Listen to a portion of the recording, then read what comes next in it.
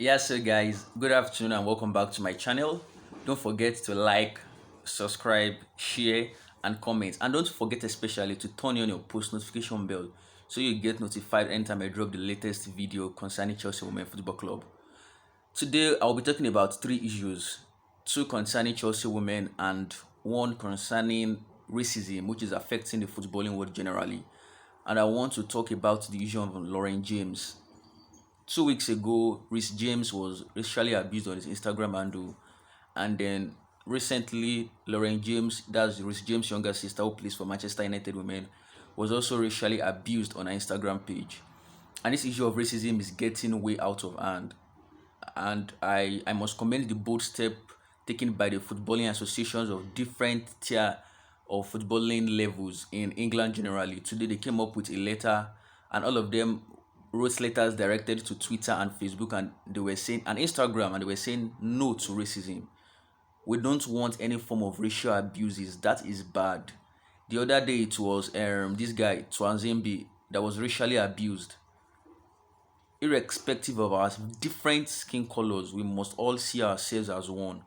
And I hope the social media sites would take strong step and measures to be able to curb all this social racism against footballers generally, because I believe it can actually affect them mentally and psychologically. Once you are abusing someone too much, it's there's this time it gets to the person, and the person will actually lose it. It has affected a lot of players.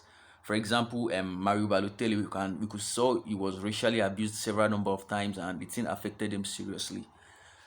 So with that said, I hope the various social media bodies will actually be able to take that into cognizance and be able to reduce or delete those useless accounts who are hurling racist abuses at different footballers.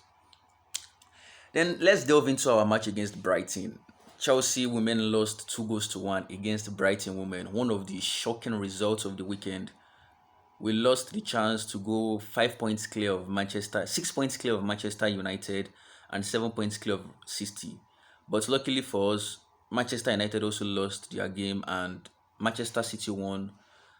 But we are tied on the same number of points going into Arsenal's game with Manchester United. The only advantage we had was we had an extra game in hand rather. And I would like to talk about the Brighton match especially. And when we lost the match, I scrolled through the comment section and we could see a lot of toxic abuses, toxic insults. And I can't blame the fans for who were actually agitated, who were actually annoyed in the manner in which we lost, because for about 2 years, 730 something days, we have not lost in the league. Then we now lose to Brighton at home at King's Meadow. When teams come to King's Meadow to play, it's all about the damage limitation, because we are scoring 4, 5, 6 against them. But this time around, we had to chase the game from behind and we could not manage to salvage a draw, which was very disappointing for all the fans. But I would want us to calm down and look at the positives of this result. These results coming in at this time I will serve as a reality check for the ladies, and they would know that look, we have to work for everything we want to get. Nothing comes for free. No team is easy to beat. And we going into the Champions League will give them the mentality of every win we want to get now, we must actually work for it. It was actually a big disappointing loss if we are to be honest with ourselves. We lost to Brighton at home at Kings Meadow, and MIA said it all. She was disappointed, and she hopes it will teach the girls a lot of lessons that look, every 3 points we are going to get in the Women's Super League, we have to work hard for it. Then I want to touch on the changes MIA's made. MIA's made 6 different changes. That's more than 50% of the team was changed. 50%, that was actually too much, and we could actually see that the girls could not really flow with one another. They could not really understand. The flow of the game was not there between the girls, and that caused us the points we lost in the match. And Carl Telford too was she was not at her best. Let me just say it like that. I don't want to say she was horrible. I don't want to use negative words on her, but obviously she was not at her best. She made some errors in which I felt the two corner kicks. Okay, let's permit her for the first one, because in the first corner kick, the defenders are to be blamed. As a defender, you don't allow that ball to pass your near post in the first instance. How did that ball manage to pass the defenders at the near post? But the second goal was, I feel she takes the blame because me watching the highlights again, I actually saw that they actually scored directly from a corner kick. You're surprised. Watch it again. They actually scored directly from a corner kick, and that's not a standard. She was probably one of her off days, and she should be forgiven for that. It's not a big deal. We are back, 3 points against Arsenal. Great performance. Now I'm going to talk about the Arsenal match specifically now.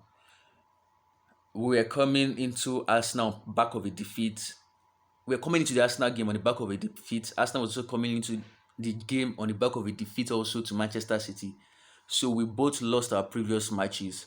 And a lot of fans were not actually confident. And a lot of fans were not actually confident due to the fact we lost to Brighton. I personally was confident of the Arsenal game that we should get 3 points with more than 2 goals. With a clean sheet, I was confident of the Arsenal game. And considering the form Arsenal have been this season, some people say yes, they lose to big teams, they defeat small teams. Yes, but this is not the Arsenal we know. Arsenal have been below average this season. The only chance they have now is to salvage the third spot from Manchester United or Manchester City. Anyhow it goes, depending on the results on Friday night. That's the Manchester Derby.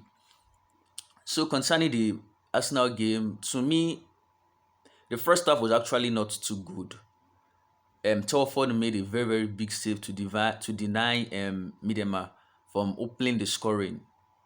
Probably a big save. Probably Viv did not place the ball well. But I'm a Chelsea fan, so obviously it was a very, very big and massive save. And kudos to Berger for that. Then after that save, Arsenal did not really threaten us that much. The other time they tried to threaten us again was when um was it Rod or Van der Dork had chance to score, but she could not. Yeah, so the other time they tried to threaten us was when I think it was when the dog had chance to score, but Bright did enough to push off her balance and she shot the ball wide over the post. They also had our chances first half. I think first half we actually first 10 minutes we were better, we were pressurizing them. Frank Kirby had that chance at goal in which the keeper, fair play to Williams, she made a very very great save. That was a great save. That was a very very good save. So fair play to her on that. And I think Ada had a knock in the first half, and she was not really at her best. We could see her personally; she was not really at her best. She was wobbling from time to time. She was not really making those runs, moving with the ball the way we expected. And maybe probably because our tactics were not clearly working first half. And Joe was actually happy with the draw in the first half.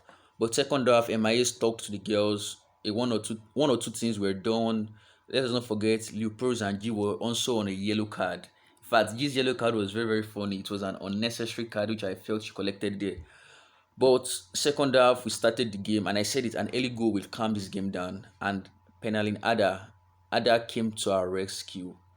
52nd minute or so, bam, she placed the shot into where the keeper could not reach it. And it was 1. And immediately we scored, I said, this is game over. We are winning this. Immediately we got that early goal. We were able to calm them down. Then we started playing our game. G was controlling the midfield. Leopold was a bit shaky. Luckily she could not get a second yellow card. She was off. And probably due to injury, probably to the yellow card, we just knew Melanin MIS took Melanin off. And from there, we just controlled the game. Frank Kirby for the first assist for Ada. The second goal for Ada, Frank Kirby assist again. Millie Bright, superb ball to Anderson. Anderson to Fran. Fran cuts back to Ada. Bam! Into the back of the net. 2-0. From there, we just had to let's control the game. Another save again made by Anne-Catherine Berger. Another great save. I think it was Katie that played the indirect free kick and it bounced off Ada's body for a deflection, and that's what even make the save better because normally deflections would actually confuse the keeper and probably get into the back of the post. But Berger was brave and smart, and she made a very very big save there to keep the scores at 2-0. Then Frank Kirby had played the whole match. She had worked herself out. Bert gets a chance. Sorry, was it? Yeah, it was from Guru to Fran. Fran gives it to Bert. Bert cuts back, gives it to Fran. Once I saw Fran one on one, I already said this ago, and she proves herself. Though she had little cramps after scoring, it was something she could continue with to play the match, and she continued and she ended the match 3 goals to nil. Good performance, a great way to bounce back, and trust me, we are starting an unbeaten run again. This time we are going to break our own record of 33 matches unbeaten. Man of the match, player of the match rather. Personally, it's between Pelaniada and Frank Kirby. I would go for Fran. Fran gave us 2 goals.